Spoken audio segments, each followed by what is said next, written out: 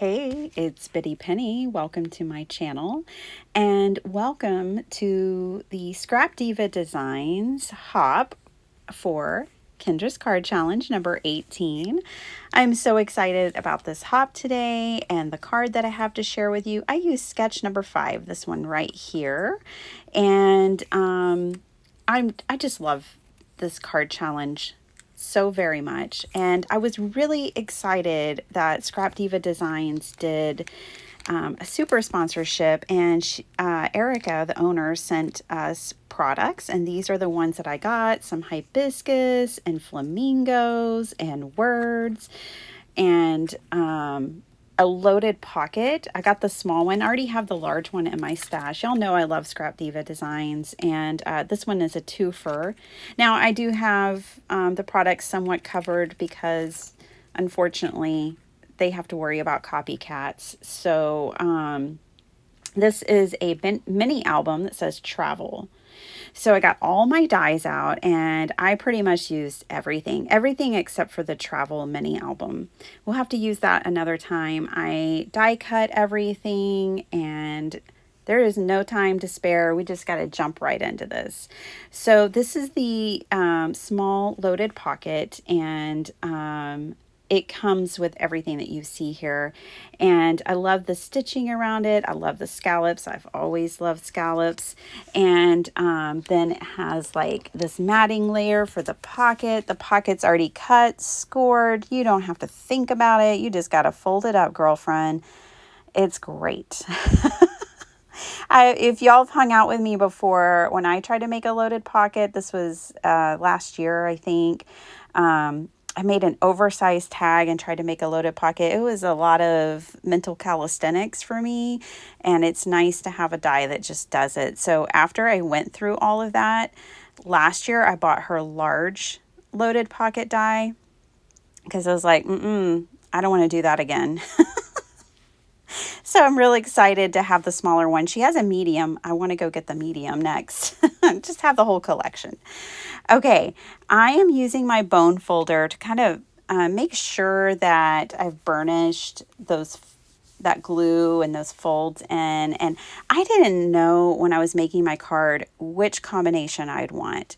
The white bubble background with the black lettering, or the black bubble background with the white lettering. So I cut myself both. And what I wanted to tell you guys, when I was die cutting, I was like, just go to town, do it all, do extra, do a whole lot. And what I do is I store extra die cuts in with their original packaging with the products. So the next time I think, I want those flamingos or I want those summer words, I'll be overly excited when I get there and find already pre-cut options. I always feel that way. I'm never disappointed when I think of a product and I go to it and I'm like, oh, there it is, already cut for me. Speaking of flamingos, here they are. Again, I wasn't sure how many I'd want to put on my card, and I wanted to show you here. I did cut acetate because you can turn these into shakers, but I'm not doing shakers today, but you can. And that's what they're designed for. I'm using all the pieces. I'm just not making it a shaker. I thought using the outline just made it more interesting.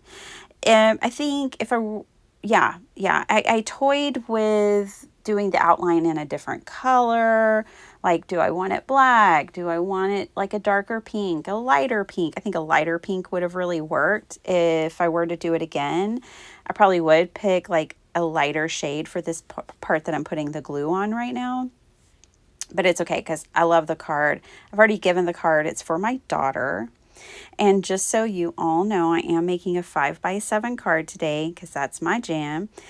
And I had these diamond dots from Hobby Lobby. I was there the other day. I didn't see diamond dots anymore, which made me a little sad. I wish now that I had more than just 2 colors, but whatever. I digress. So I put diamond dots on just the wing of this. Now you can go straight from the jar. I had poured some diamond dots in the lid of the jar, but I have this kit, and in this kit comes this little tray, this plastic tray right here. And what's so cool about this is if you pour your diamond dots in it and kind of like wiggle them around, it puts them so that they're all upright. And I absolutely love that. So it's just easier for me to quickly fill in this wing. And you might think, oh my gosh, this looks so tedious. There's no way I would do this. I get you. I feel the same way like most of the time. However, it really didn't take that long and the effect was totally worth it. So I just sat here for what was about 5 minutes because I time myself on things like this. And here's why. Because I get that way about things too. Like, oh, it'll take too long. I don't want it to take too long. You know, it's too tedious. I just want to keep going. But if I time myself and I'm like, oh, that just took 5 minutes, chill out, then I'm more likely to do it in the future.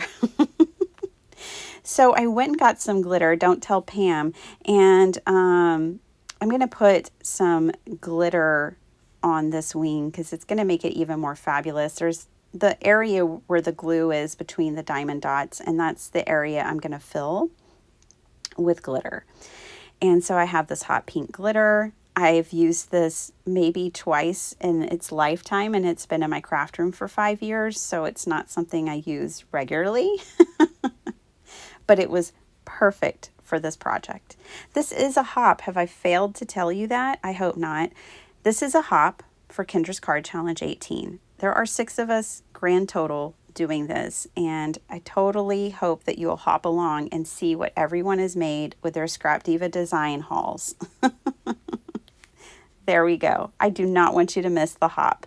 It is a playlist, so you can just click on it, grab a cup of coffee, tea, margarita, whatever you want, and watch. So I'm going to color in the beak of the flamingo just with some markers, and I used my black, this calls for confetti on it, or sequins for the eye. And then I got the silicone mat out from the Dollar Tree, and I got my alcohol markers, and I'm coloring in the centers of these hibiscus. I love hibiscus. We have Texas hibiscus here in our yard, and they get bigger than the palm of my hand, and they're like this vibrant red. They are so gorgeous. We have them flanked on both sides of our garage, and they get over 6 foot tall. They get about 7 foot tall. Dynamic plants. I mean, otherwise it's too hot here in Central Texas for hibiscus, but man, do I love those.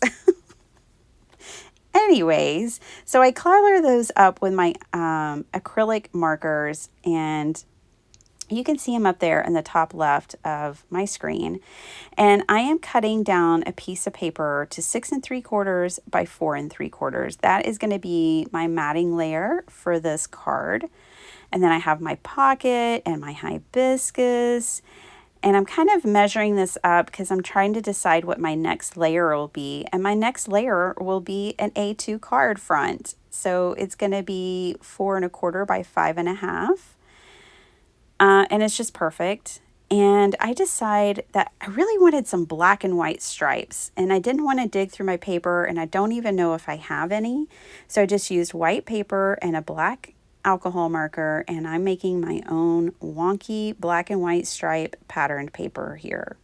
And it was perfect. It was exactly what I wanted. So I am going to trim this because the sketch has this part trimmed. I'm following the sketch. You'll be so proud of me. I love Kendra's sketches. I feel like being a part of Kendra's Card Challenge now since January of this year and working with her sketches so consistently that it has unlocked a part of my brain as a card maker that wasn't unlocked before. And I fully attribute it to Kendra's sketches. And one of the ways is how she layers things in her sketches. I love how she thinks about, and I'll show you in a minute, layering things in her sketches. So here I'm just kind of playing around with placement. I want to make sure I get the hibiscus in and get everything in. So here's what I'm talking about. Kendra will play around. She'll put maybe a strip back here behind the panel, Or she might put it right here over the panel. I don't know. It is something so interesting. I know it may seem so minor, but it's actually pretty significant when it comes to these kinds of concepts as you play and make your own cards. I think it's been very beneficial to me. So here is the layout that I landed on. Now, before I glue my flamingo down, I brought in a gift card.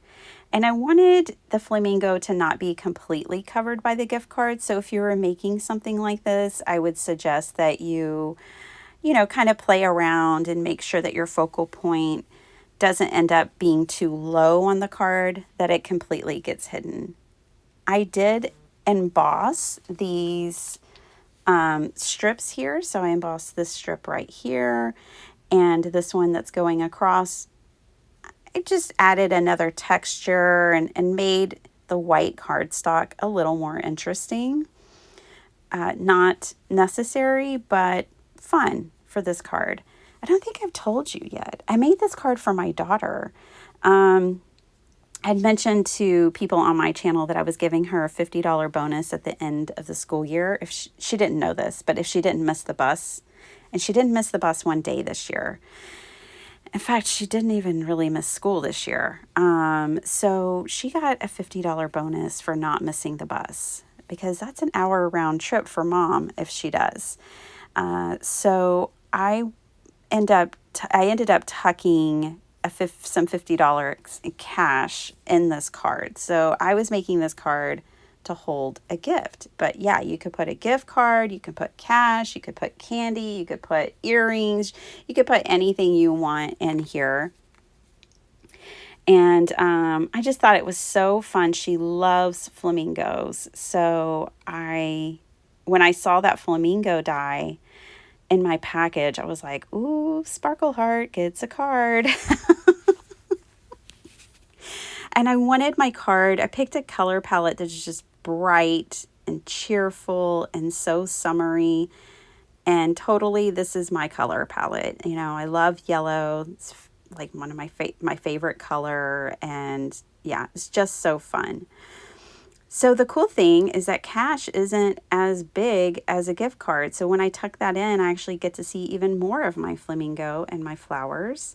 Hop along, check out what everyone else has made. Thank you, Scrap Diva Designs. Thank you, Kendra. I had so much fun. And I'll see you guys next time. Bye.